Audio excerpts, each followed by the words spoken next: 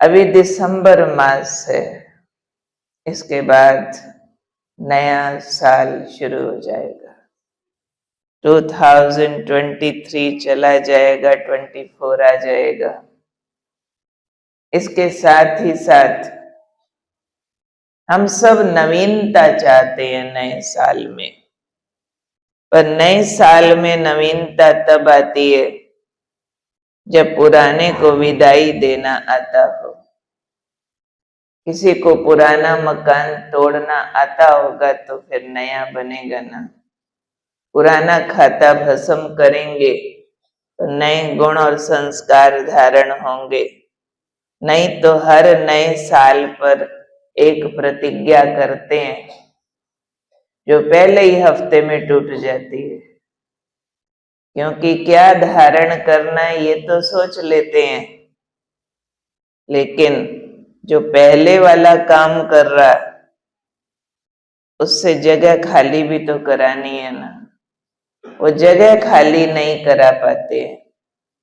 मकान नए किराएदार को दे दिया, पहले वाला किराएदार उठाया नहीं है, तो पहले वाला अगर वहां से गया नहीं है तो नए वाले को रहने की जगह कहाँ से मिलेगी। तो अभी हमको 1 महीना मिलता है अपने पुराने संस्कारों को समाप्त करने के लिए। आप सबने महसूस किया होगा इस दिसंबर मास में जो हमें अव्यक्त इशारे मिल रहे हैं, सुनना शुरू किए हैं अव्यक्त इशारे। इस दिसंबर मास के अव्यक्त इशारों का थीम है बंधन मुक्त बनो। तो बंधन कौन से होते हैं?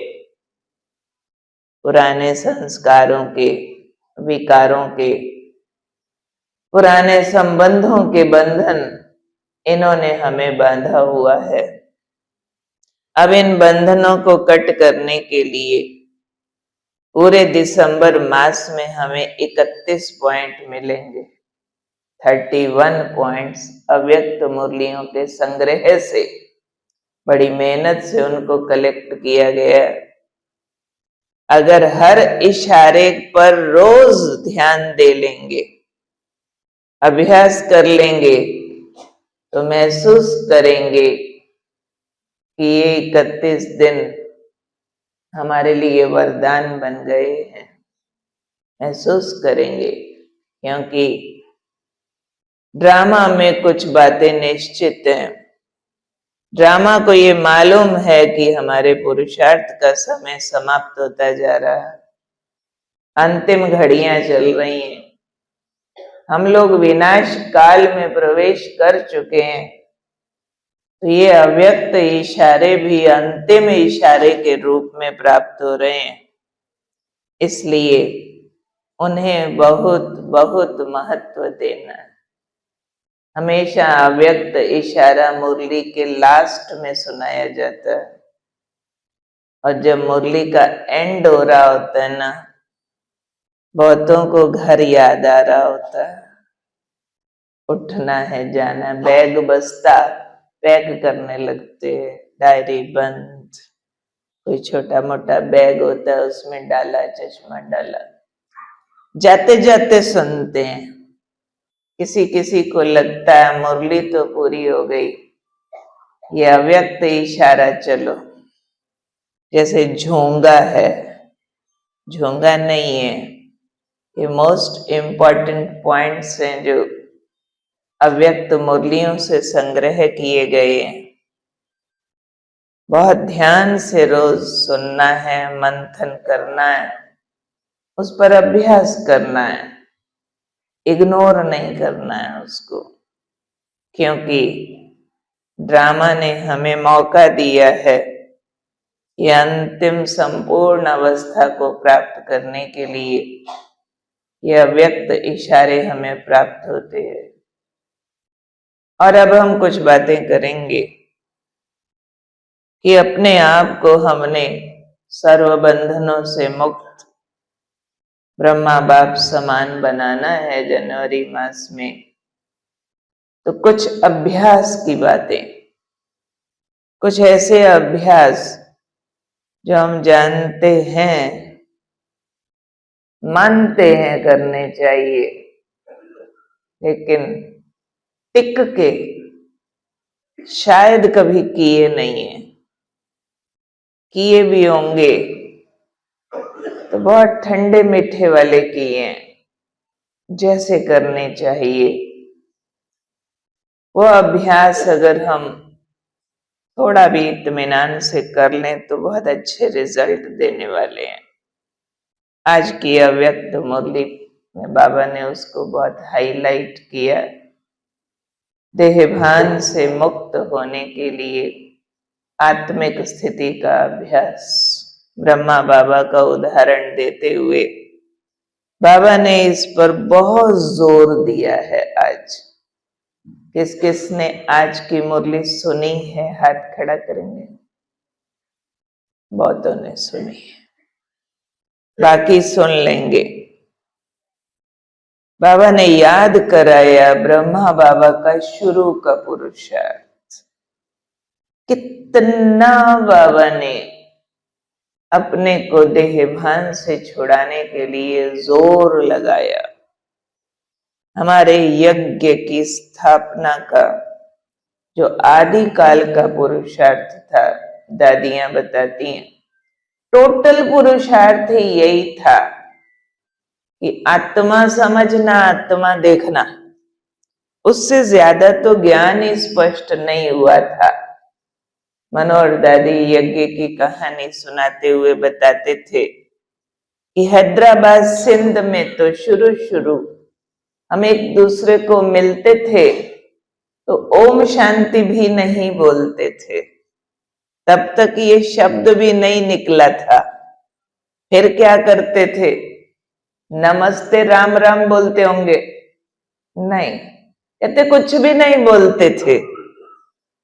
किसी को भी देखा ना, जो भी आया तो एकदम आत्मा देखने लगते थे। ऐसे आत्मा देख के फिर कहते थे, आओ निज आत्मन।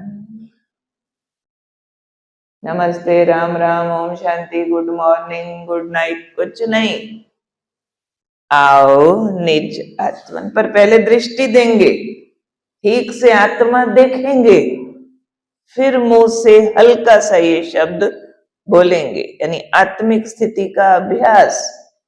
तुम हो आत्मा, मैं हूं आत्मा।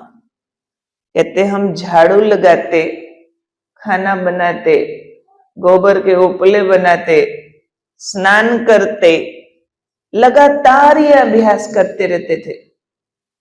समझो एक बहन बाथरूम में स्नान कर रही है, बाथरूम कम, स्नान वाले ज्यादा, 370 भाई बहने थे।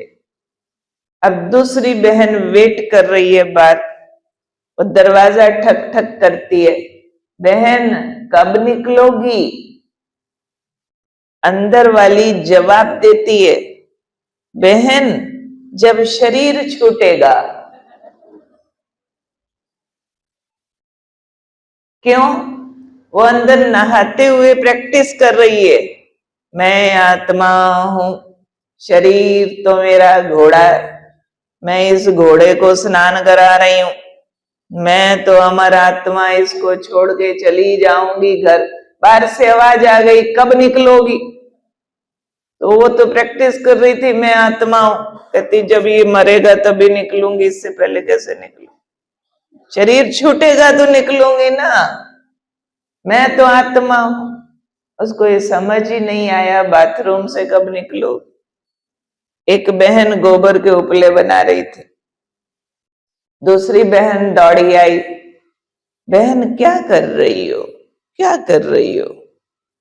जिसके हाथ में गोबर था वो कहती है, बहन स्वर्ग बना रही हूं। अरे तेरे हाथ में गोबर है, गोबर से स्वर्ग बनता है क्या?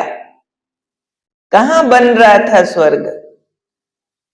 बन तो रहा था, सच बोल रही है, पर कहां बन रहा था? हाथों में नहीं, संकल्पों में। वो संकल्पों से स्वर्ग में घूम रही है।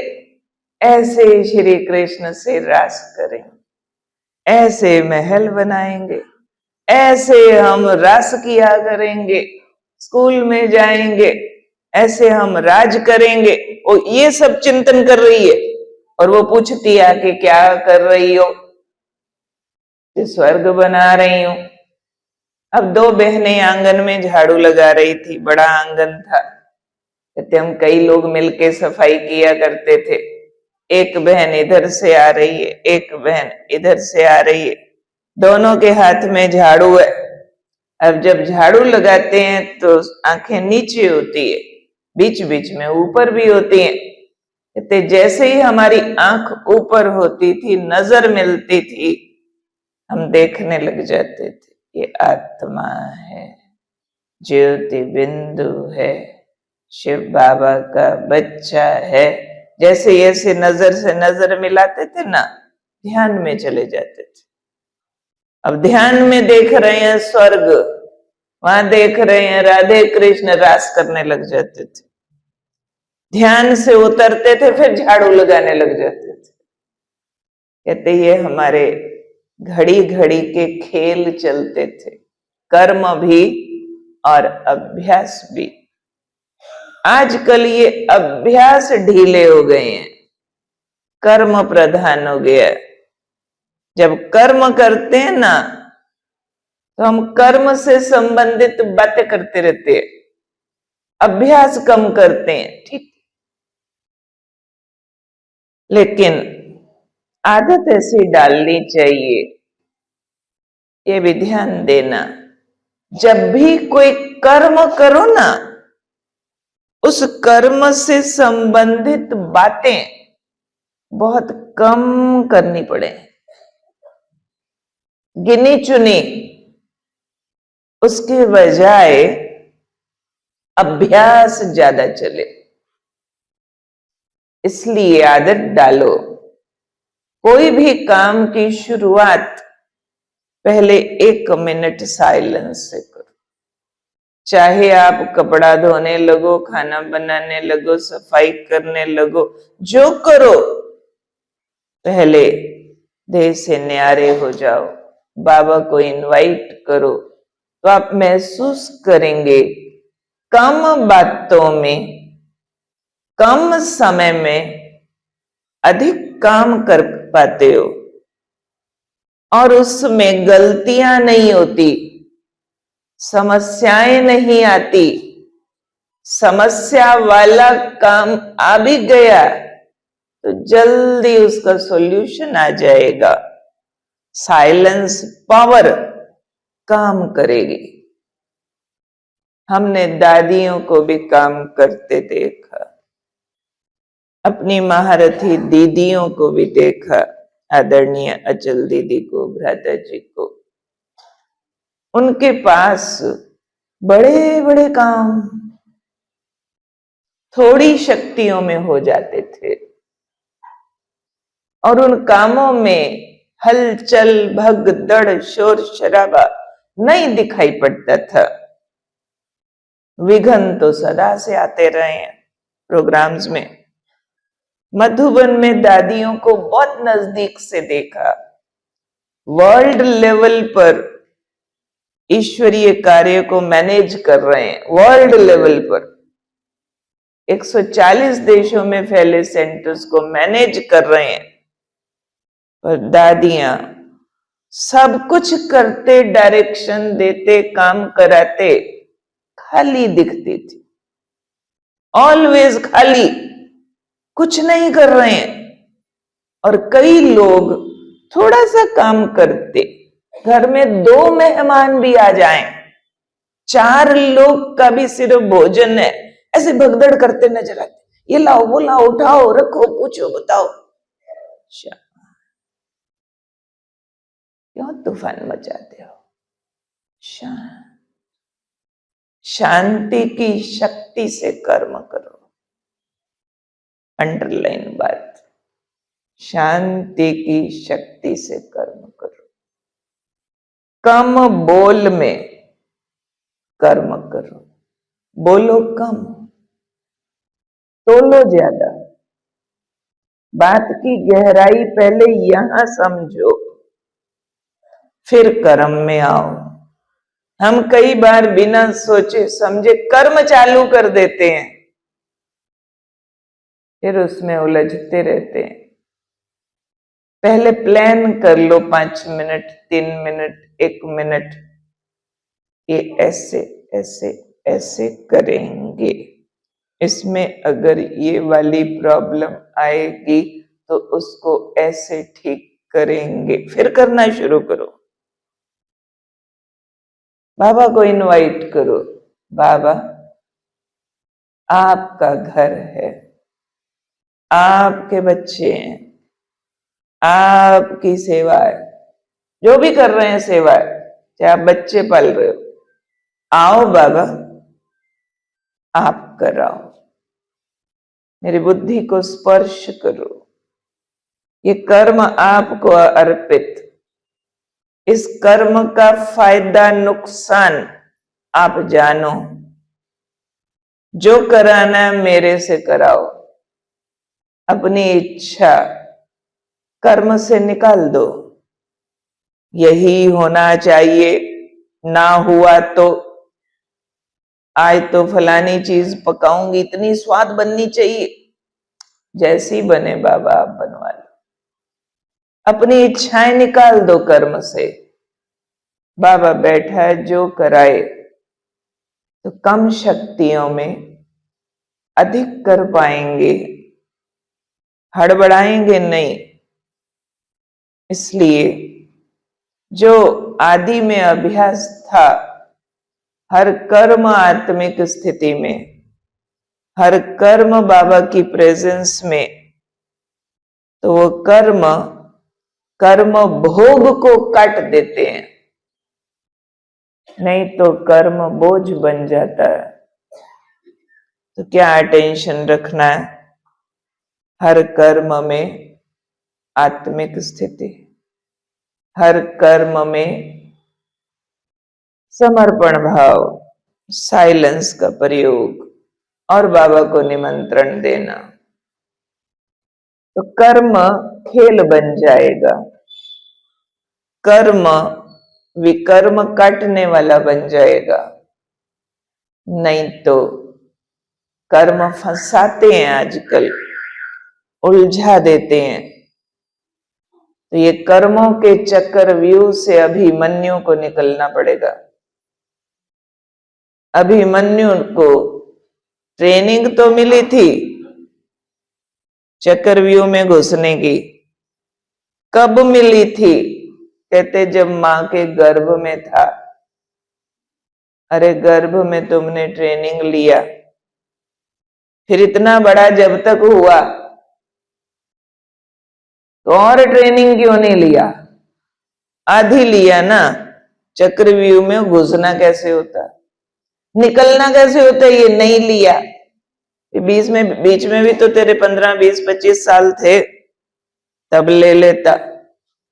और ट्रेनिंग लिए बिना घुस गया और मारा गया। ये कौन है अभिमन्यु? अभिमन्यु है हमारा देह अभिमान। देह अभिमान अधूरा ज्ञानी होता है, और आधे अधूरे ज्ञान का भी नशा बहुत होता है। चल पड़ेंगे करने किसी बात को सोचे समझे बिना और मारे जाएंगे। बाबा ने एक मुरली में कहा था, अभिमन्यु किसको कहेंगे? जो हमेशा कहेगा अभी मेरी बात मान, नहीं तो अगर मेरी नहीं मानी ना तो मैं होऊंगा परेशान और तुझे भी करूंगा परेशान। ये अभिमन्यु। अभिमन्यु कौरवों के निमंत्रण पर चला जाता है। निमंत्रण दिया था ना, आओ हमारा चक्रव्यूह तोड़ के दिखाओ। चला गया विपरीत बुद्धियों की सभा में। अभिमानी व्यक्ति विपरीत बुद्धियों की सभा में चला जाता है, उनके कुसंग में आके विकारों से प्रभावित हो जाता है, परंतु उससे छूटना नहीं आता। तो छूटने का एक ही साधन है, हे अभिमन्यु, अभिमान त्याग, उसके बजाय आत्म अभिमान जगा, सोल कॉन्शियस सो जा, देह से न्यारा, आत्म स्मृति में टिक जा और ये जिद छोड़ दो कि मेरी मानी जाए। नहीं, मैं सबकी मानूं, सब मेरी माने या न माने। एक ने कही, दूसरे ने मानी, समझो समझो उसको, समझो ब्रह्म ज्ञानी। ऐसी दुनिया में भी कहावत है। तो ये जो आत्मिक स्थिति का अभ्यास है, देह भान को भुलाने का अभ्यास है। आज की मुरली में भी बाबा ने इशारा दिया, बच्चों का बहुत ढीला हो गया। सिर्फ यही अभ्यास कोई ठीक कर लेवे ना, तो बाबा ने कह दिया ब्रह्मा बाप समान बन सकता है, सारे कर्म बंधनों से मुक्त हो सकता है। उसके लिए बाबा ने याद दिलाई ब्रह्मा बाबा की डायरी, कि बाबा रोज डायरी लिखते थे। उसमें क्या लिखते थे? मैं एक शुद्ध आत्मा हूं, मैं एक शुद्ध आत्मा हूं, मैं एक शुद्ध आत्मा हूं। डायरियां भर दी लिख लिख के। जसोदा आत्मा है, जसोदा आत्मा है, जसोदा आत्मा है, डायरी भर दी। नारायण आत्मा है, नारायण आत्मा है। शुरू के कुछ सालों बाबा ने लगातार यह अभ्यास किया, मैं आत्मा, और बाकी भी एक एक के नाम सहित आत्मिक स्थिति में स्थित होने का अभ्यास किया। किसको धुन लग गई थी ये ज्ञान मिलते ही, मैं आत्मा हूं, आत्मा हूं, आत्मा हूं, आत्मा हूं।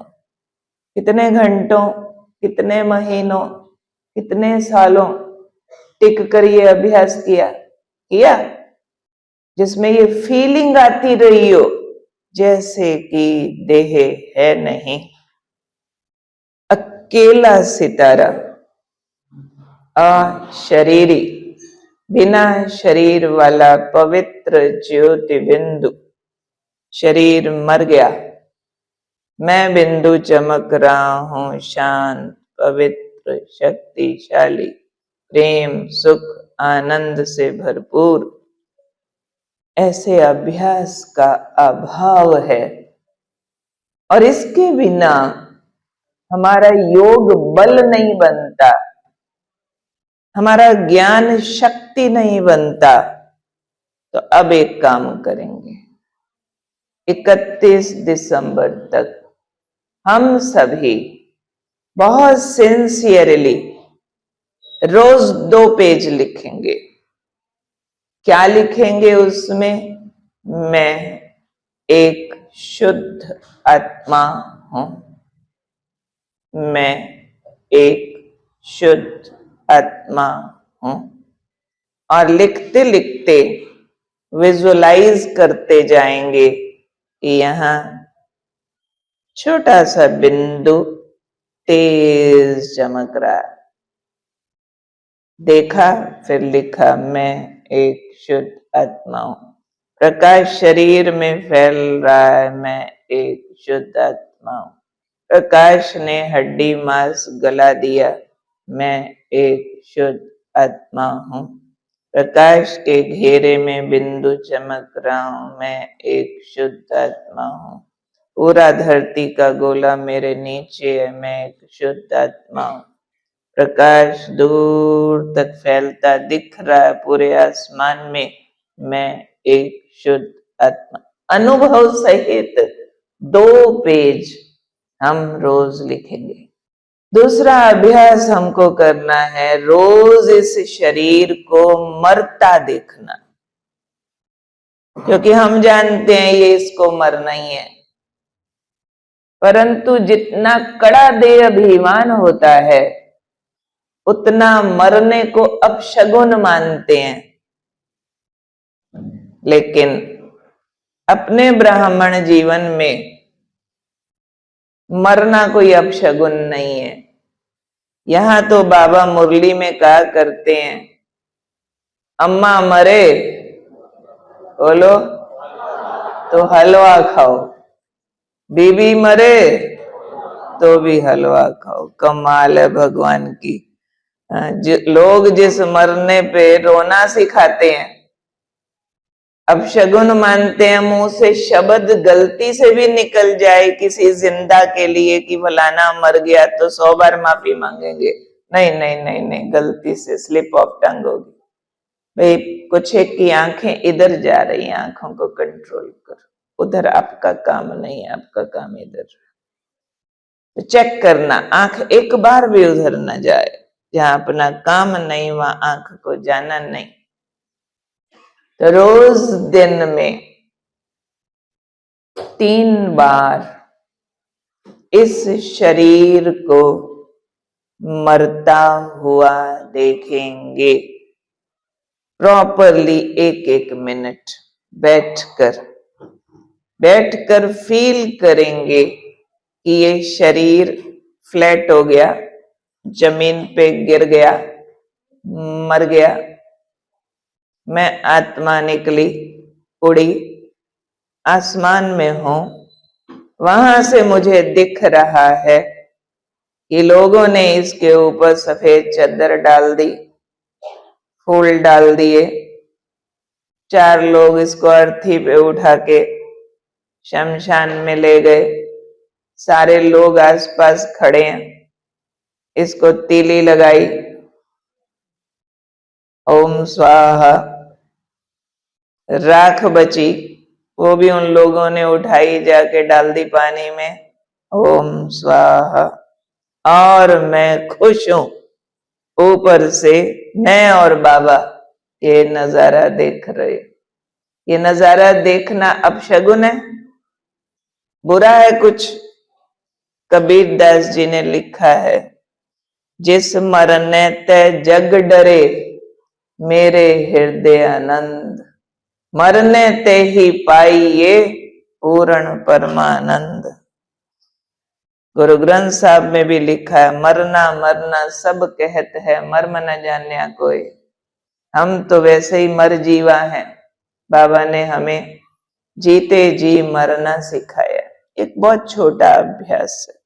वास्तव में तो मर जीवा का अर्थ बहुत गुह्य और लंबा होता है, पर आत्मिक स्मृति जागृत करने के लिए तीसरा अभ्यास हमको करना है, परम धाम जाने और आने की ड्रिल 3-3 मिनट दिन में 5 बार, जिसमें हम महसूस करेंगे मैं आत्मा शरीर छोड़ के सितारा निकली, उड़ी, चांद तारे पार करके गई ऊपर परम धाम में। सामने शिव बाबा जगमगा रहे हैं, मैं सितारा उनके पास जाकर बैठ गया। बाबा शांति सागर से असीम शांति मुझ सितारे में भर गई और शांति की किरणें फैलाता मैं सितारा वापस उतरा इस मस्तक में और पूरी देह को शांति का प्रकाश दे दिया, किरणें फैला दी और फिर वापस उड़ गया। ऐसे ऊपर जाना आना 7 बार। पहली बार शांति लेके आओ, फिर पवित्रता लेके आओ, फिर शक्ति लेके आओ, फिर प्रेम, सुख, आनंद, ज्ञान। ऐसे 7 बार जाना, बाबा से करंट भरना अलग अलग गुण का और वापस लौट आना, देह को देना और चले जाना। इससे शरीर से डिटैचमेंट सहज फील होगी और मैं के नाम पर ज्योति बिंदु सितारा फील होगा। नहीं तो जब भी मैं शब्द बोलते हैं, ये देह की पहचान ऊपर हावी हो जाती है। मैं मम्मी, मैं पापा, मैं बेटा, मैं बेटी, हम राजपूत अंबानी है, मैं फलाना, मैं ऑफिसर, मैं क्लर्क, मैं सब्जी वाला। सारे तो देह भान के विस्तार है ना, ये वाले मैं तो हम न थे न होंगे, ये तो टेम्परेरी एक्टिंग कर रहे हैं बस। तो ये वाले मैं खत्म करने के लिए असली मैं को पकड़ना है, असली मैं ज्योति बिंदु आत्मा, असली मैं। इसके लिए ये ड्रिल है। चौथा अभ्यास बहुत इंपॉर्टेंट है, वो अभ्यास भी। उसमें हम सुबह और शाम 3 मिनट, 5 मिनट, 10 मिनट, जितना जिससे हो सके वो अभ्यास हम करें, जिसको हम कहते हैं मोमबत्ती का अभ्यास। मेरे अपने अनुभव में ये अभ्यास सबसे अधिक शक्तिशाली और कनेक्टिविटी देने वाला है बाबा के साथ। मोमबत्ती का अभ्यास क्या होता है? जैसे जब मोमबत्ती जगती है तो नीचे उसकी डंडी होती है, स्टिक मोम की, उसके ऊपर हम जला देते हैं तो लौ जलती है। और जब लौ जलने लगती है, मोम पिघलने लगता है। जब मोम पिघलता है तो पिघलते पिघलते पिघलते सारी स्टिक खत्म हो जाती है, और स्टिक खत्म होके थोड़ा सा लिक्विड वैक्स बचता है ना, जल के रूप में मोम बचता है। उसके ऊपर लौ जल रही होती है जब तक वो पूरा खत्म ना हो जाए। ऐसे फील करना है कि मैं बत्ती हूं और शरीर मोम है। मैं बत्ती यहां जगी, लौ जगी, मेरा इतना तेज फैला जो इस तेज ने सारे सिर को पिघला दिया। ऐसे ये तेज इसके अंदर भरता जा रहा है, भरता जा रहा है, भरता जा रहा है, सारे फेस में, कान में, नाक में, होठ में, सारे में, और ये पिघल गया। स्टार बचा लाइट के घेरे में, और ये फिर तेज मेरा गोल्डन लाइट बाजुओं में गई। बाजुओं का हड्डी और मांस पिघल पिघल पिघल पिघल करके एक लाइट के कवर में बच गया। बस ये 2 बाजुओं में लाइट की एक शेड बची है, बस हड्डी मांस इसका खत्म। लाइट ऐसे अंदर जा रही है, अंदर के सारे अंगों का हड्डी और मांस पिघल रहा। धीरे धीरे फील करते जाओ, पिघलते पिघलते पिघलते पैरों तक सारा पिघल गया, और बस एक लाइट की रेखा है, आउटलाइन, उसमें मैं स्टार हूं, तेज चमक रहा हूं। और ये सारे शरीर की जो आउटलाइन है एक लाइट के गोले में बदल गई। उस लाइट के गोले में मैं स्टार हूं, ग्लोब के ऊपर हूं, ऊपर जा रहा हूं। लाइट का गोला भी गायब हो गया, अब मैं अकेला बिंदु दूर तक किरणें फैलाता जा रहा हूं परम धाम में, ज्योति बिंदु बाबा के सामने। ऐसे वाला अभ्यास दिन में कम से कम 3 बार, फिर जितना देर कर सको, कम से कम 3 मिनट, नहीं तो 5, 10, 15 मिनट। अब महसूस करोगे ये अभ्यास सारी उदासी खत्म करता है, ये अभ्यास चिंताएं मिटाता है, ये अभ्यास मोह खत्म कराता है, ये अभ्यास हमारे अभिमान के बंधनों को तोड़ता है, जिसमें हम बार बार महसूस करते कि शरीर मैं नहीं हूं, मैं इसके अंदर एक ज्योति बिंदु आत्मा हूं। तो ये आत्मिक स्थिति का अभ्यास बहुत बहुत महत्वपूर्ण अभ्यास है। मालूम है आत्मा अमर है, जाने वाला भी बड़ा खुश है, बूढ़े से बच्चा बनूंगा और जिनका कोई गया वो भी खुश हो रहे हैं कि इसको नया कपड़ा मिल रहा है, हर्जा नहीं है। तो ऐसी स्मृतियों से अपने संबंधियों को देखना शुरू करो कि आज नहीं तो कल ये भी शरीर को छोड़कर जाएंगे। अगर चले गए तो मुझे कुछ नहीं होगा। हो सकता है, क्या फीलिंग आ रही है? नहीं तो मोह की भाषा बड़ी खतरनाक है। मोह वाला कहता है तू ना मरे मैं मर जाऊं। किसी की कर्म गति हम नहीं पकड़ सकते, इसलिए उसको पकड़ने का जोर लगाना बंद कर दो।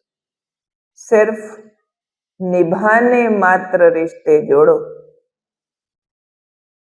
आशिक मत बन जाओ, उनके ऊपर लट्टू होके कुर्बान होके मैं तेरे लिए क्या ना कर दूं, मैं तेरी जिंदगी बना दूं। आप किसी की जिंदगी के ठेकेदार हो क्या? जो मम्मी पापा बैठे हैं, बताओ अपने बच्चों की खुशियों का ठेका आप लोग उठा सकते हो? आप जितना अपने बच्चों को खुश करना चाहो कर सकते हो? कर सकते हो? है ताकत? किसी में भी नहीं है। फिर क्यों हम मरु मरु करते हैं? क्यों मरु मरु करते हैं? जान लो हर आत्मा इंडिविजुअल है, उसकी अपनी एक जर्नी है। हमारे अपने भी कर्मों के फल हमारे साथ चल रहे हैं, तो उन आत्माओं के भी कर्मों के फल उनके साथ चल रहे हैं। इसलिए ये सपने देखना बंद कर दो कि मेरा फलाना मेरी फलानी सदा सुखी रहे। उसका एक ही आधार है, जो बाबा की श्रीमत पर कुर्बान हो गया वो आंतरिक रूप से सुखी हो सकता है, फिर भी बाहर से उसके हिसाब किताब तो फिर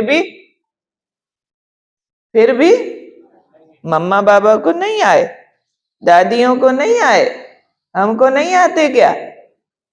हिसाब किताब सबको आएंगे, उससे नहीं बच सकते। अगर सच्चा मोह है किसी के साथ आपका, तो उसका संबंध बाबा से जुड़ा दो, अपने साथ मत जुड़ाओ। ऐसे नहीं आया तेरे को मेरी याद ही नहीं आती, इतना गहर हो गए हो। बहुत बार हम एक दूसरे को अपनी यादें दिलाने का जोर लगाते हैं। लगाते हो कि नहीं? लगाते हो कि नहीं?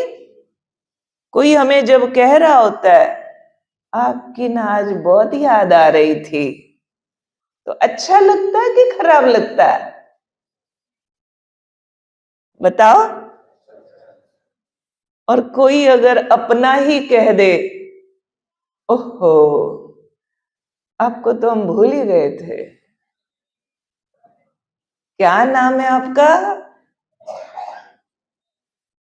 आपका अपना हो अजीज, और आपका सगा बेटा विदेश चला जाए और वहां जाके 1 महीना फोन न करे, आपने उलाना दिया तेरे को मेरी याद नहीं आती। वो कहते नहीं मम्मी नहीं पापा बिल्कुल नहीं आती। तुम उदास नहीं हुए मेरे लिए? वो कहते नहीं नहीं बिल्कुल नहीं। तो आपको अच्छा लगेगा खराब लगेगा? तो खुश है ना? हाँ बहुत खुश है। वो खुश है पर आपकी याद में उदास नहीं है, तो आपको अच्छा लगता है कि खराब लगता है? सच सच बोलो भाई, कि अच्छा लगेगा कि खराब लगेगा? अपना ही बच्चा बाहर जाके हमें ही याद नहीं करता। खुश बहुत है और याद उसको हमारी बिल्कुल नहीं आती, कभी फोन नहीं करता। कितना खींचेंगे उसको अपने साथ बांधने के लिए, भी तेरी टांग मेरी टांग के साथ बंधी होनी चाहिए। मैं गिरूं तो तुम भी गिरो, मैं रोऊं तो तुम भी रो, मैं हंसूं तो तुम भी हंसो। अटेंशन, सबको आजाद कर दो, खुद भी आजाद रहो, ना फंसो ना फंसाओ, क्योंकि जब हम अकेले होंगे तो बाबा दोस्त बनेगा। कोई हमारे साथ पहले ही है तो बाबा भाग जाएगा, क्योंकि कहा जाता है God is the greatest jealous lover. भगवान मुझे सिर्फ तब प्यार करता है जब मैं सिर्फ उसको प्यार करूं। अगर उसके अलावा मैंने एक भी बिठा दिया दिल में, वो भाग जाने वाला है, फिर मारते रहो आवाजें, कहेगा लो अपना काम उसी से करा ले जिसको बिठाया हुआ दिल में, मैं नहीं आता। फिर हम कहेंगे बाबा भी मेरी सुनता नहीं है। बाबा कहेगा क्यों सुनूं, सुना ले उसी को जिसको बिठाया हुआ है। दिल तो गंदा कर दिया, मैं तेरे गंदे दिल में क्यों बैठूं? दिल में तो कोई पतित मनुष्य बिठाया, मैं नहीं बैठूंगा। उसको अकेली सीट चाहिए, क्योंकि वो त्रिलोकपति है। एक राजा भी अपनी गद्दी शेयर नहीं करता, वो तो त्रिलोकपति है। तो बैठता हूं तुम्हारे दिल में, पर अकेला बैठता हूं। किसी और को मेरा मेरा बोला तो मैं तो भाग जाता हूं। तो इसलिए जितने मेरे हैं सब उसको सौंप दो। ले तेरे, कहते मैं संभालूंगा अच्छी तरह, पर सारे मेरे को सौंप दो। उनको मेरा मेरा मत बोलो, मुझे मेरा बोलो, तो मैं तेरे सारे काम कर दूंगा। सारे तेरे मेरे मेरे वाले जो है ना, उनको संभालूंगा बहुत बढ़िया। तुम नहीं संभाल सकते हो, मैं संभाल सकता हूं। इसलिए एक अभ्यास रोज करना, कोई मेरा नहीं, मैं किसी की नहीं, सब तेरे, तू मेरा बस, और मुझे कुछ नहीं चाहिए। अपने को आजाद कर दो, मुट्ठियां खोल दो मेरे मेरे वाली। एक राजा ने एक बार एक अनाउंसमेंट की पूरे राज में कि कल मैं राजगद्दी छोड़ने वाला हूं और अपने राज्य के सबसे बड़े अमीर को राजगद्दी दूंगा। तो मेरे राज्य के सारे साहूकार रईस लोग अपनी अपनी संपत्ति की लिस्टें बना के आ जाओ। पूरे राज में हड़कंप मच गया, सब लग गए अपनी अपनी प्रॉपर्टी की लिस्टें बनाने। नदिया किनारे एक फकीर रहता था, उसने भी लोगों को कहते सुना कि राजा ना कल गद्दी छोड़ने वाला है, और जो सबसे बड़ा अमीर है ना उसको गद्दी देगा। वो कहता अच्छा, मैं भी जाऊंगा राजसभा में कल। ये कह के वो तो टूटी झोपड़ी में रहता था, उसने अपनी टूटी झोपड़ी को आग लगा दी। सारे लोग कहने लगे पागल है पागल, तू क्या करने जाएगा राजा की सभा में? वहां तो अमीर लोग जाएंगे, तेरी एक टूटी झोपड़ी थी वो भी तूने जला दी। तो मैं भी जाऊंगा। दूसरे दिन राजा के दरबार में बड़े बड़े अमीर लोगों की भीड़, सबको राजा बुला रहा, आओ सुनाओ आओ सुनाओ, क्या है तुम्हारे पास? सब बढ़ चढ़ के सुना रहे थे। वो जो था टूटी झोपड़ी वाला फकीर, वो भी बार बार आगे आने की कोशिश करता था। लोग उसको धक्का मार देते थे, जा कंगले पीछे जा। अब राजा ने देखा कि वो कोई पीछे खड़ा है एक आदमी, वो आगे आना चाह रहा है, उसको आने दिया जाए। सब बोलने लगे महाराज नहीं नहीं, कंगला है, फकीर है, अब पागल है, क्या हुआ है बताओ तो सही। अरे महाराज, एक टूटी झोपड़ी में रहता था, उसको भी आग लगा है, ऐसे पागल व्यक्ति। राजा ने कहा आने तो, उसको आगे तो आने दो। देखो क्या कहता है। उसको बुला लिया, आ जा भाई, क्या कहता है, सुना, क्या है तेरे पास। कहते हैं महाराज, कल तक मैं एक टूटी झोपड़ी का मालिक था। फिर क्या हुआ? फिर कल मैंने उसको आग लगा दी। और अब क्या है तेरे पास? अब सारी धरती मेरी, सारा आसमान मेरा, सारी हवा मेरी, सारी नदियों का पानी मेरा। जिस नदी में पानी पीने जाऊं, नदी मना नहीं करती। जिस हवा में सांस ले लूं, हवा मुझे रोकती नहीं। महाराज, सारा संसार मेरा, ये सारे भी मेरे। महाराज, आप भी मेरे। मैं दुनिया का सबसे बड़ा अमीर। राजा ने कहा, तू आज, तू गद्दी के लायक है। तो पहले अपने को खाली करना पड़ता है। सारे मेरे मेरे से खाली करो तो भगवान अपना बनता है। नहीं तो मुट्ठी जितनी टाइट करो, उतना मुट्ठी में कम वस्तु आती है। जितनी ढीली करो, ज्यादा वस्तु आती है। रेत से कभी खेला है आपने? अब रेत को अगर आप मुट्ठियों में बांधना चाहो, ऐसे रेत उठाओ, कितनी आएगी? बहुत सारी आ जाएगी ऐसे। फिर आप उसको मुट्ठी में टाइट करना चाहो, कितनी रेत बचेगी? बस थोड़े हाथ लिबड़ जाएंगे बस, बाकी सारी गई। जितने हाथ आपके लूज हैं, आपके पास ज्यादा रेत है। जितने आपके हाथ टाइट हैं, उतनी कम है। तो ये मेरा मेरा के नाशवान जगत के फेरे छोड़ेंगे तो आत्म ज्योति ठीक जगती है। तो रोज एक बार देख लेना चाहिए, हे अर्जुन, ये सब मरे पड़े हैं। ये किसने किसको कहा? क्या एक अर्जुन को श्री कृष्ण ने कहा? हम हैं अर्जुन। हमको भगवान कह रहा है, हे अर्जुन, ये सब मरे पड़े हैं। बच्चे, इन आंखों से जो देखते हो, इन आंखों के सामने समाप्त हो जाएगा। कभी बाबा कहते बच्चे, मौत सिर पर खड़ा है। कभी बाबा कहते बच्चे, मौत सामने खड़ा है।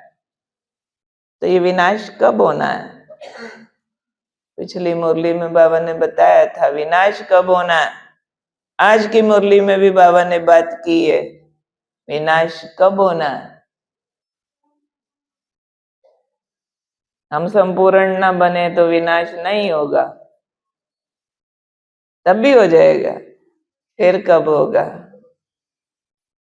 विनाश कब होगा?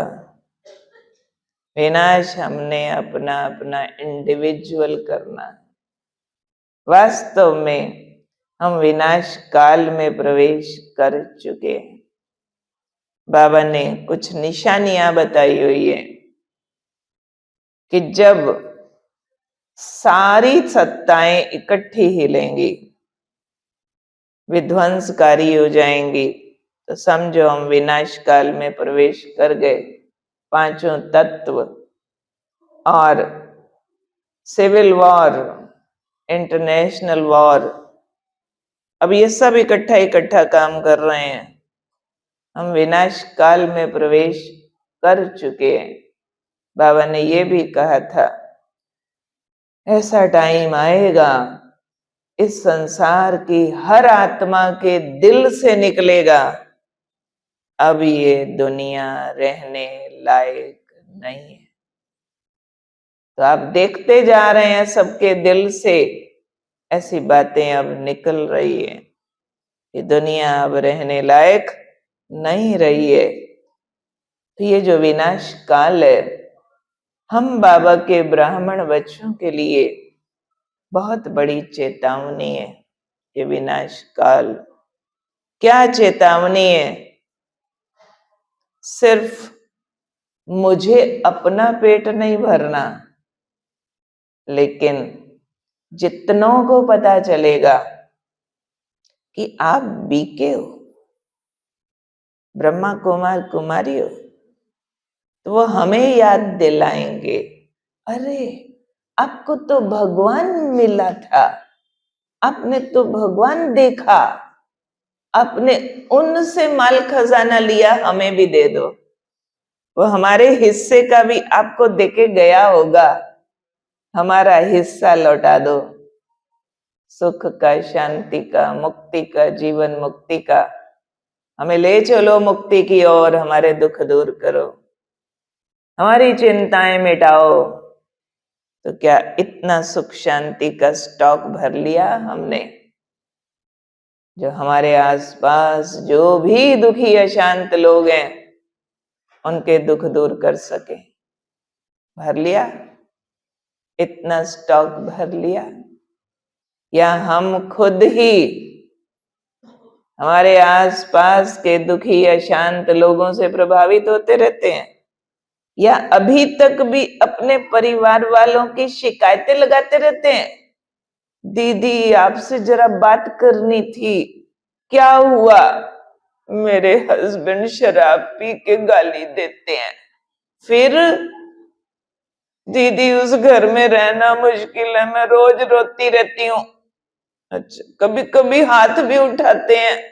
अच्छा, मेरा बेटा ऐसा हो गया, मेरी बहू ऐसी हो गई, मेरा फलाना फलाना बिगड़ गया, इसलिए मैं बहुत दुखी हूं। कितने सालों से ज्ञान में चल रही हो? 5 साल, 10 साल, 15 साल, 20 साल, और अभी भी मेरे फलाने फलाने के उल्टे पुल्टे कामों से मैं बहुत दुखी हूं। ठीक हूं? ठीक दुखी हूं? तो 15-20 सालों से ज्ञान में क्या कर रहे थे? ज्ञान क्या सिखाता है? कि आप सुख के सागर से इतना सुख भर लो अंदर कि अब आपके आसपास जो दुख आ रहा है वो आपको प्रभावित न करे। इसीलिए तो हम बीके बने थे, नहीं तो किस लिए बने थे? इसलिए बीके बने थे क्या ऐसा योग लगाऊं मेरा बेटा पास हो जाए, मेरा मकान बन जाए, मेरे पोते की अच्छे घर में शादी हो जाए? इसलिए बीके बने थे? इसलिए मेरा युगल की बीमारी ठीक हो जाए, मेरे फलाने की शराब छूट जाए, क्या इतने के लिए बीके बने थे? नहीं। बीके ब्रह्मा की संतान, सृष्टि का आदि पिता, जैसा उसने जी के दिखाया वैसा हम जी सकें। बाबा कैसे नष्टो मोहा हो गया, कोई असर नहीं किसी बात का। लोग गालियां देने आए, कोर्ट केस कर दिए, मारने आ गए, बाबा की खुशी कोई छीन नहीं सका, बाबा को कोई प्रभावित कर नहीं सका। बेटा यज्ञ छोड़ के जाने लगा, 1 रुपया हाथ में नहीं पकड़ाया टिकट के लिए। ये पैसा ईश्वर को समर्पित हो गया, तेरे काम नहीं लग सकता। खाली हाथ चला गया, उनका लौकिक मोह नहीं जागा। कितने उतार चढ़ाव आए। ब्रह्मा बाबा को कभी किसी ने हिलते हुए नहीं देखा। क्यों? शिव बाबा सुख के सागर से अंदर इतना सुख भर लिया। तो हमारा लक्ष्य होना चाहिए कर्म बंधन काटने का, न कि बंधनों में और फंसते जाने का। इसके लिए हम परिवारों में रहते एक बात ध्यान रखें कि ये सब आत्मा भाई भाई हैं। ना मम्मी, न पापा, न बेटा, न बेटी, न छोटा, न बड़ा, न लेन न देन। किसी के लिए कुछ लेने के लिए झगड़े मत करो। प्रॉपर्टियों के लिए केस मत करो। जो दाल रोटी रूखी सूखी मिलती है प्यार से खाओ। आज हम मोहिनी दीदी की एक क्लास सुन रहे थे, जो अभी के अव्यक्त इशारों पर अव्यक्ति परिवार से आती है, कि कर्म बंधनों से मुक्त जिसके ऊपर कलयुगी वायुमंडल का प्रभाव न पड़े। और वायुमंडल इतना दूषित है चारों तरफ, जो अंदर घुसता चला जाता है। पर हम योगी लोग वायुमंडल बनाते हैं। तो उन्होंने एक हिदायत दी, कहते मैं आजकल ब्राह्मण भाई बहनों को कहती हूं कि अगर आपके पास दाल रोटी खाने जितना है तो और झंझटों में जाना बंद करो। झंझट माना कमाने के झंझट। क्यों मारामारी करते हो? कई लोग कहते हैं हम ज्यादा कमाएंगे ना तो यज्ञ में ज्यादा लगाएंगे। इसलिए ना हम आजकल क्लास में भी नहीं आ रहे। इसलिए ना मेरा नुमा शाम भी मिस हो जाता है। थोड़ा सा काम ज्यादा कर रहे हैं ताकि बाबा का घर बनवा सके, बाबा के कार्य में लगा सके। इसलिए भले कभी कभी हमारी मुरली मिस हो जाती है, कभी कभी हमारा अमृत वेला चाय मिस हो जाता है। इस साल तो मधुबन भी नहीं जा पाए, पर हमने बाबा के कार्य के लिए कमाना बहुत है, तो ठीक कर रहे हैं। ठीक है, ऐसा ठीक है, ठीक ही तो है। यज्ञ को धन नहीं चाहिए क्या? ऐसे जो कमाने निकलते हैं ना, वो कभी यज्ञ में नहीं लगाते। और जब तक इनकम बढ़ती है, वो अपने और खर्चे इतने बड़े बड़े सोच लेते हैं कि वो भी उनका घटने लगता है। उनको लगता है अभी और चाहिए और चाहिए, 99 के फेर में चले जाते हैं। इसलिए जिसके पास दाल रोटी जितना है कि इस संगम युग पे चल जाएगा, इतना कुछ रिटायर हुए और कुछ मिला, रिटायरमेंट पे कुछ एफडी कुछ बैंक में है, मालूम है मंथली इनकम उससे आती है, चलता है, तो फिर ज्यादा कमाने की मारामारी में नहीं जाना चाहिए। ज्ञान योग सेवाओं में अपनी शक्तियां लगानी चाहिए, क्योंकि कलयुगी वायुमंडल बहुत दूषित है। जहां आप बाहर की दुनिया में जाते हैं, आप पर उसके संग का रंग आ जाता है। तो संग का रंग देना है, अब लेना नहीं है। देने के लिए अपनी शक्तियों को बचाना है, और शक्तियों को बचाने के लिए एक लंबा अच्छा अभ्यास रोज चाहिए। रोज हर बाबा के बच्चे को कम से कम 2 घंटा बैठक का पुरुषार्थ चाहिए। नहीं तो कलयुगी दुनिया का इन्फेक्शन माया का बहुत गंदा है।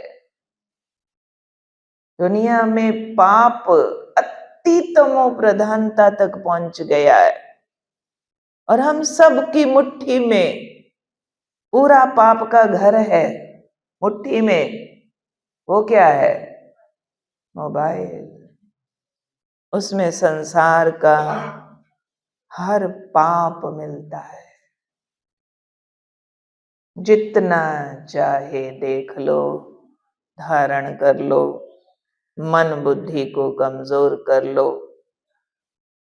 कईयों को लगता है हमने ना क्लासें सुननी होती हैं, हम ना मुरली रोज सुनते हैं, मोबाइल से कमेंट्री सुनते हैं, नौमे शाम योग करते हैं। अच्छा, ये तो करते हो, पर इसके साथ वो कूड़ा कचरा, उसके बटन दबते हैं कि उससे बचे रहते हो? हम सब ने सुना हुआ है, अमृत से भरे घड़े में जहर की कितनी बूंद काफी है? अमृत से भरा घड़ा, जहर की एक बूंद। मोबाइल पे सुनी मुरली, सुनी क्लास अच्छी वाली, गुलजार दादी की, जयंती दीदी, मोइनी दीदी की, अच्छे गीत, योग की कमेंट्री, और दो चार बस गंदे सीन देख लिए। Total result minus, total result minus. इसलिए कोई जरूरत नहीं मोबाइल पे बहुत सारी क्लासें सुनने की, बहुत सारी मुरलियां सुनने की। रोज नोटबुक पेन लेके क्लास में आओ, बिना मोबाइल की मुरली खोले, बिना दूसरी मुरली पढ़े, एकदम स्टूडेंट बन के आज मेरा बाबा मेरे लिए क्या कहता है, आज फ्रेश होमवर्क सुनो और पूरा दिन सिर्फ उसी मुरली पर ध्यान दो। 4 बार 6 बार रिवाइज कर लो, हर क्लास से बड़ी क्लास है। जिनकी क्लासें हम सुनते हैं वो महारथी कैसे बने? उन्होंने क्या सुना, क्या पढ़ा? दादियों के टाइम कौन से मोबाइल और क्लासें थी? बाकियों के टाइम, हमारे टाइम भी क्या था? मुरलीधर की मुरली सब कुछ पैदा कर रही है। इसलिए ध्यान दो अपनी शक्तियां बढ़ाने पर। एक दिन में हमारे पास साइलेंस का पीरियड बहुत होना चाहिए, बहुत होना चाहिए। बोर वाली साइलेंस नहीं, यहां अभ्यास करने को या नोटबुक में लिखने को, या फिर अपने को कोई दृढ़ संकल्प देके परिवर्तन करने को, एक्शन प्लान रोज का काम होना चाहिए मन बुद्धि के पास। सिर्फ सुनना सुनना सुनना सुनना। उसको मालूम है बाबा क्या कहते हैं? ये तो भक्ति मार्ग का कनरस है। भक्ति मार्ग में भी तो हम घंटों कथाएं सुनते थे, तो सुनने के बाद क्या करते थे? कभी करने का नहीं समझा था। जैसे कहते हैं कि एक सेठ जी एक महात्मा जी के पास रोज जाया करते थे जंगल में सत्संग सुनने। तो वहां बैठने के लिए तो रड़ी जमीन थी, पीढ़ी पटरा भी नहीं होता था। वो लोग अपना अपना पीढ़ी पटरा बिछौना लेके जाने लगे। अब सेठ जी को करते करते बिजनेस में लाभ ज्यादा होने लगा, काम बढ़ने लगा। उसको लगा ये महात्मा जी की कृपा हो रही है। एक दिन सेठ जी बहुत बिजी थे, तो उस दिन वो जा नहीं सकते थे सत्संग सुनने। उनको लगा नहीं, सत्संग मिस नहीं करना चाहिए, इससे तो मेरे को आशीर्वाद मिल रहा, मेरा काम बढ़ रहा। उसने उस दिन अपने बेटे को भेज दिया, ले भी ये बिछौना ले जा और सत्संग सुनाना। ठीक है। उस दिन सत्संग में गुरुजी ने कहा सदा सच बोलना चाहिए, कभी बेईमानी से कारोबार नहीं करना चाहिए, कोई मिलावट नहीं करनी चाहिए, सारी मनुष्य सृष्टि अपना परिवार है, सबका भला सोचो। अब बेटा सत्संग सुन के वापिस आया, अगले दिन दुकान पे बैठा, चीजों का ओरिजिनल दाम बताने लगा, असली वाला। रोज वो चीज बिकती थी 50 रुपए किलो, आज कहता है 20 रुपए किलो ले जाओ। कोई 1 किलो मांगता है, उसको 2 किलो देता है, दे तेरे बच्चे छोटे हैं, ज्यादा चीज लगेगी ले जा। सेठ जी ने देखा, ये क्या कर रहा है, ये क्या कर रहा है। कहते कल गुरु जी ने कहा था झूठ नहीं बोलना, ईमानदारी से कारोबार करना। सेठ जी ने उसको लगाए 2 थप्पड़। कहते इसलिए भेजा था। तो किस लिए भेजा था पिताजी। कहते वो बिछौना दिया था ना, फिर जब उठते हैं तो बिछौने के साथ जो सुना होता सारा झाड़ देते हैं, साथ नहीं लेके आना होता ज्ञान, झाड़ के आना होता है। आपकी जेब में जो पैसा है आपका प्राइवेट नहीं है, प्रभु की अमानत है। वो पूछेगा कहाँ खर्चा था। आज 5,000 का पर्स, कल 10,000 का जूता, परसों 20,000 का कोट, क्या मतलब था। विश्व कल्याण को जरूरत है आपके पवित्र धन की। लिटरेचर खरीद के बांटो और सेंटर खोलो, आत्माओं को पावन बनाने में लगाओ, पुण्य करो, खरीदारियां कम करो, दोस्तियां कम करो, रिश्तेदारियां कम करो, नहीं तो उलझते जाएंगे। पहले वाले हिसाब किताब नहीं निपटे हैं, नए और बनाने लगते हैं। और कोई नहीं मिला तो यहाँ आएंगे, बीके आपस में रिश्ते जोड़ने लगते हैं। अरे पहले वाले ही नहीं मिटे झंझट, वही मुश्किलें नहीं खत्म हो रही हैं। हर नया रिश्ता एक नया हिसाब किताब बनाएगा और उसको चुकाना पड़ेगा। इसलिए संभलो, नई दोस्तियां मत जोड़ो, नए रिश्ते मत गांठो।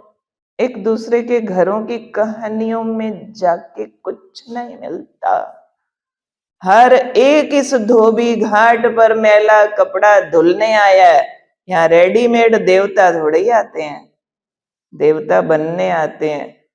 अरे बीके है, देवता थोड़े ही बन गया है, अभी तो धुल रहा है मैला कपड़ा, सफाई हो रही है। कैसे आपने समझ लिया कि ये सारे संपूर्ण होंगे। आप अपने को भी देखो, कितने सालों से आ रहे हो, संपूर्ण बने क्या। बहुत कम बाकी है सबका। कम देखो, कम बोलो, कम खाओ, कम सुनो, कम सो, कम खर्चो और कम रिश्ते रखो। हाँ, जो है खून के रिश्ते उनसे तोड़ के ना यहाँ आ जाओ। निभाने मात्र निभाओ जरूर, पर नए नए शौकीनियों की जरूरत अब नहीं है, क्योंकि इस संसार का सब कुछ दुखदाई हो गया है। हम औरों को झंझटों से निकालने वाले हैं, मुक्ति जीवन मुक्ति के दरवाजे खोलने वाले हैं। तो हम इन बातों में जाते शोभते नहीं हैं। हम टॉर्च बेयरर्स हैं, हम लीडर्स हैं, इस सोसाइटी के लीड करने वाले हैं नवयुग की ओर। हमारे को अनंत शक्तियां देने वाला हमारा साथ निभा रहा है। कहीं वो साथ लेना मिस न कर दें। एक टाइम ऐसा आएगा बाबा न्यारा हो जाएगा, फिर आवाजें लगाते रहो, नहीं सुनेगा, कहेगा मैंने जो देना था दे दिया, अब तुम्हारी किस्मत। थोड़ी घड़ियां बाकी हैं उससे सब कुछ ले लेने की, इसलिए अंतर्मुखी होके आत्म ज्योत जगा के भीतर का सुख और आनंद बढ़ाते जाओ, भीतर की शांति बढ़ाते जाओ, रूहानी प्यार बढ़ाते जाओ, बाबा का प्यार बढ़ाते जाओ, बाबा से रिश्तों की गहरी अनुभूतियों में जाओ। और अब हम प्यार से बाबा को लेटर लिखेंगे, एक ऐसा पत्र जिसमें हम नए साल की पूर्व तैयारी के लिए मैंने क्या करना है, इस साल के इस अंतिम मास में मैंने क्या करना है, सोल कॉन्शियस होने के लिए क्या करना है, पुराने कर्म बंधन काटने के लिए क्या करना है, और बाबा के प्यार का रिटर्न मैंने कैसे देना है। बाबा को प्यार भरा पत्र लिखो।